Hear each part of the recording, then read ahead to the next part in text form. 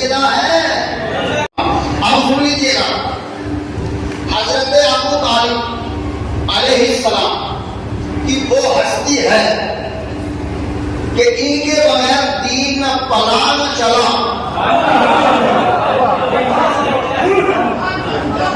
یہ دو ہی تو ہستیاں ہیں، حضرت ابو طالب اور خدیجۃ الکبریٰ۔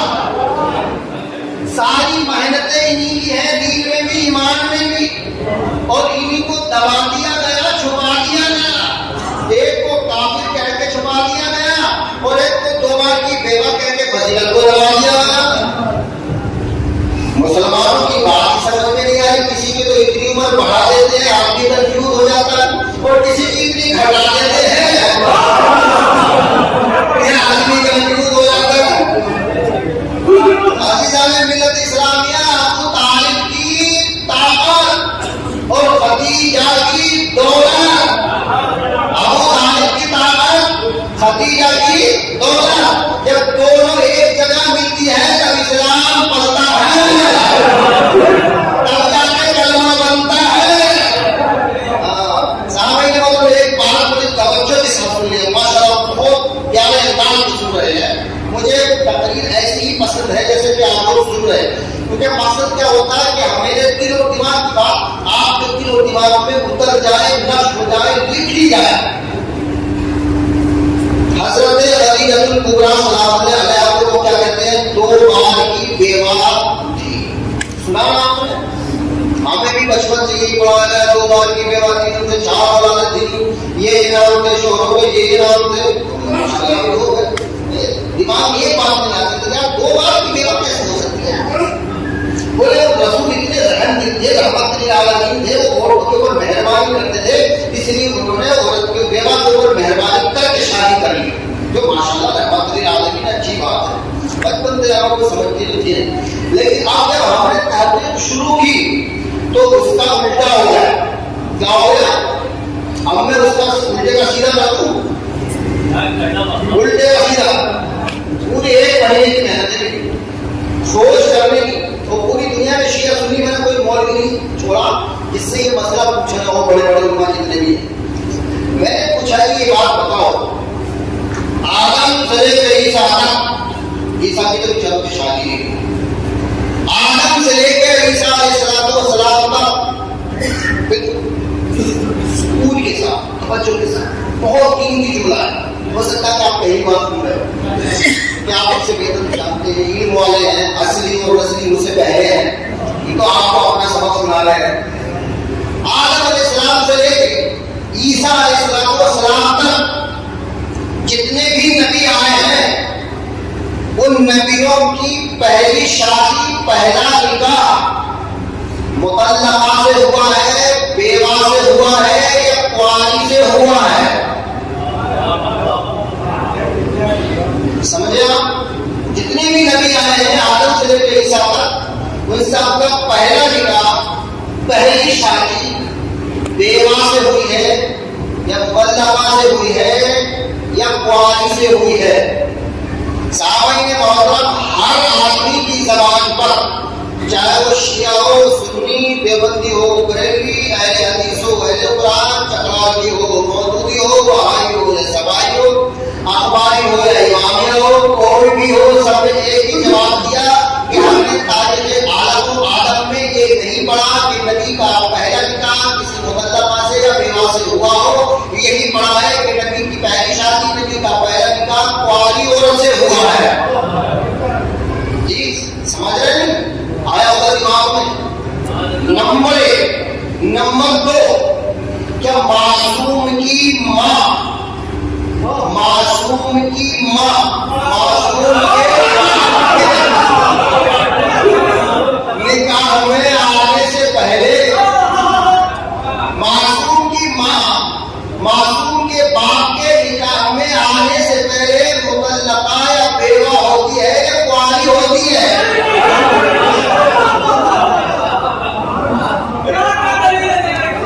تو سامعین محترم، ہر مولوی کی زبان پر مجرمہ پرستی کی بات نہیں کر رہا، پوری دنیا کی بات کر رہا ہوں۔ ہر مولوی کی زبان پر ایک ہی جواب تھا کہ معصوم کی ماں معصوم کے باپ کے نکاح میں آنے سے پہلے نہ بیوہ ہوتی ہے نہ مطلقہ ہوتی ہے بلکہ کنواری ہوتی ہے. اب ان دونوں سوالوں کا جواب دے کر سارے مولوی پھنس گئے. کیا ہو گیا؟ پھنس گئے. سامعین محترم، اب جب نبی کی پہلی بیوی کنواری ہوتی ہے تو یہ ہو گیا قانون قدرت. نظام الہی کیا ہو گیا؟ قانون قدرت، نظام الہی. تو جب اللہ کا یہ قانون ہے کہ نبی کی پہلی بیوی کنواری ہوتی ہے، اللہ نے نظام بنا دیا. تو جب نبی کی پہلی بیوی کنواری ہوتی ہے تو جو نبیوں کا نبی ہے اس کی بیوی کنواری کیسے ہوتی ہے؟ تو قانون قدرت کے مطابق حضور صلی اللہ علیہ وسلم کی پہلی بیوی خدیجہ الکبریٰ کنواری ہونی چاہیے. یہ قانون ہے. سامعین محترم، معصوم کی ماں معصوم کے باپ کے نکاح میں نمازی ہے تو مطلقہ بیوہ نہیں ہوتی تو وہ کنواری ہونی چاہیے. اور سیدہ معصوم ہے، سیدہ معصوم ہے تو معصوم کی ماں حضور کے نکاح میں آنے سے پہلے نہ مطلقہ ہے نہ بیوہ ہے، کنواری ہے، باقرہ ہے. اور عزیزان ملت اسلامیہ، اب سنیے گا جو میں حکم لگانے والا ہوں جس سے مولویوں کے کلیجے ڈھل جائیں گے، دل کا ڈپریشن بڑھ جائے گا. اب قانون قدرت کی روشنی میں قرآن کہہ رہا ہے کہ نبی کی پہلی بیوی کنواری ہوتی ہے. یہ قانون قدرت ہے. اور مضبوط کر دوں، دلیل لے لوں. اللہ نے فرمایا الخبیثات للخبیثین والخبیثون للخبیثات والطیبات للطیبین والطیبون للطیبات. گندی عورتیں گندے مردوں کے لیے، گندے مرد گندی عورتوں کے لیے، پاک مرد پاک عورتوں کے لیے، پاک عورتیں پاک مردوں کے لیے. وہ رسول ہیں پاک. رسول کیا ہے؟ پاک. جب رسول پاک تو رسول کی پہلی بیوی بھی پاک. اب شریعت میں ہے تفو، برابری. تو اب اگر رسول طیب ہے، طاہر ہے، کنوارے ہیں تو خدیجہ الکبریٰ بھی طیب ہونی چاہیے، طاہر ہونی چاہیے، کنواری ہونی چاہیے. تو رسول کنوارے تو خدیجہ بھی. سمجھ میں آگی بات نہیں؟ ہاں اچھا. میں نے سوچا کہ آخرکار انہوں نے سیدہ خدیجہ الکبریٰ کو بیوہ بتایا کیوں، لکھا کیوں؟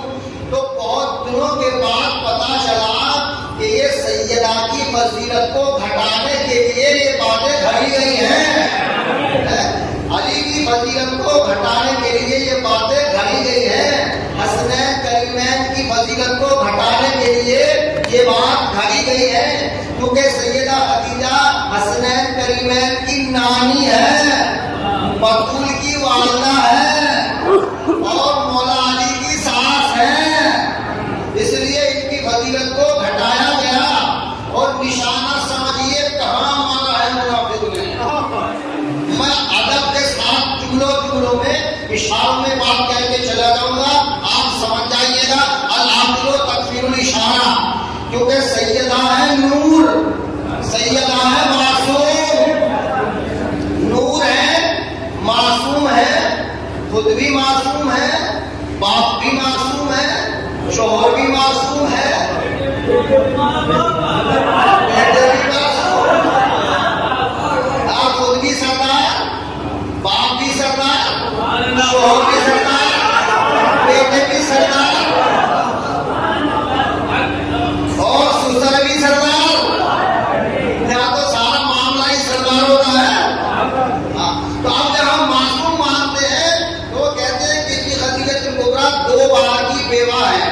نعوذ باللہ من ذالک. 7 بار نعوذ باللہ من ذالک ثم نعوذ باللہ من ذالک. سیدہ نور ہے، معصوم ہے. تو جس شکم مادر میں وہ جلوہ افروز ہوں گی، جس شکم مادر میں، جس ماں کے بطن میں، پاک شکم नूरानी बदन में परवरिश पाएंगी, इत्तका करेंगी, परवान चढ़ेंगी, उसको कोई मुश्रिक काफिर हाथ नहीं लगा सकता, इसको कोई हाथ नहीं लगा सकता। तो इन्होंने ये सोचा है फातिमा की क्या फजीलत है, उनकी वालिदा तो 2 बार की बेवा थी, तो जो 2 बार की बेवा थी उसके शिकम में सैयदा आई है, इससे क्या फजीलत है। तो इस वलद हराम को कुरान की आयत भी याद न आई, इन्नमा युरिदुल्लाहु लियुतिम्मा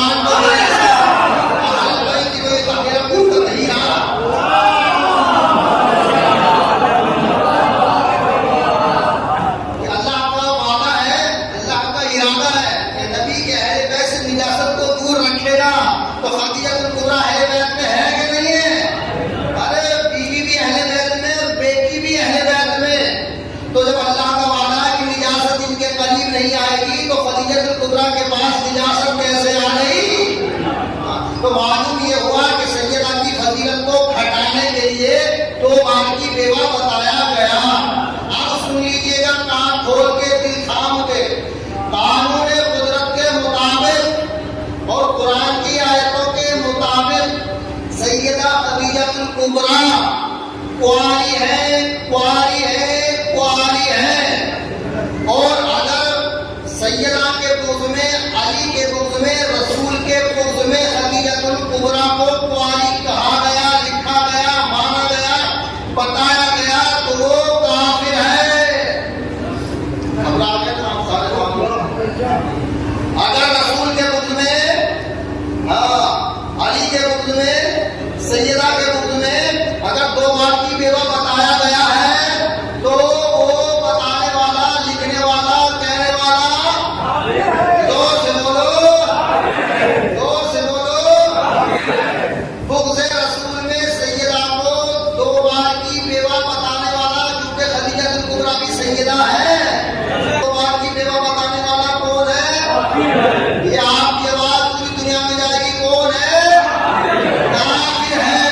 मुफ्तियों कान खोल के सुनो, अगर हलाली हो तो जब चाहे मुनाजरा कर लेना। मैं नंबर बता रहा हूँ 99 27 88 77 06, ये मेरा नंबर है, 24 घंटे खुला हुआ रहता है। तो मालूम नहीं कि इन्होंने क्यों इतनी दुश्मनी पे कमर बांध रखी है कि जब भी देखो अहले बैत के पीछे पड़े रहते हैं। इनकी फजीलत जाहिर नहीं होनी चाहिए। और खदीजा की बहुत बड़ी शान है, अज़ीज़ान मिल्लत इस्लामिया, बहुत बड़ी शान है। इतनी बड़ी शान है कि सारी कायनात के ऊपर रसूल का एहसान है और रसूल के ऊपर अबू तालिब और खदीजा का एहसान है। मुस्तफा ने फरमाया अपनी छोटी ज़ौजा से, मुस्तफा ने फरमाया अपनी छोटी ज़ौजा से कुफ्र की अलामत है दुश्मनी खदीजा से।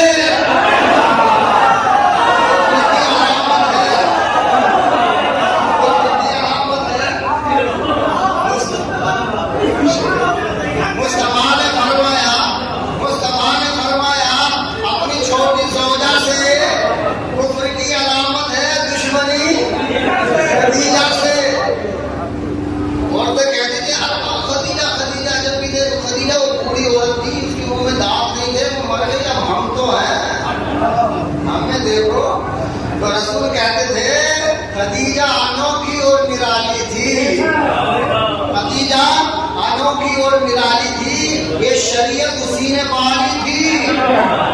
तुम मेरे साथ रहने वाली हो, वो मेरा साथ देने वाली थी, वो मेरा साथ देने वाली थी। मांगी है मोहम्मद ने भी इमदाद इसी से मांगी है, मोहम्मद ने भी इमदाद इसी से, सरकार हुए साहिबे औलाद इसी से, साहिबे औलाद इसी से। अज़वाज में हासिल है ये एहसास इसी को, अज़वाज में हासिल है ये एहसास इसी को। ये थी तो मोहम्मद ने भी देखा न किसी को, ये थी तो मोहम्मद ने भी देखा न किसी को। ये है हज़रत खदीजतुल कुबरा की फजीलत। सामईन मोहतरम, अबू तालिब की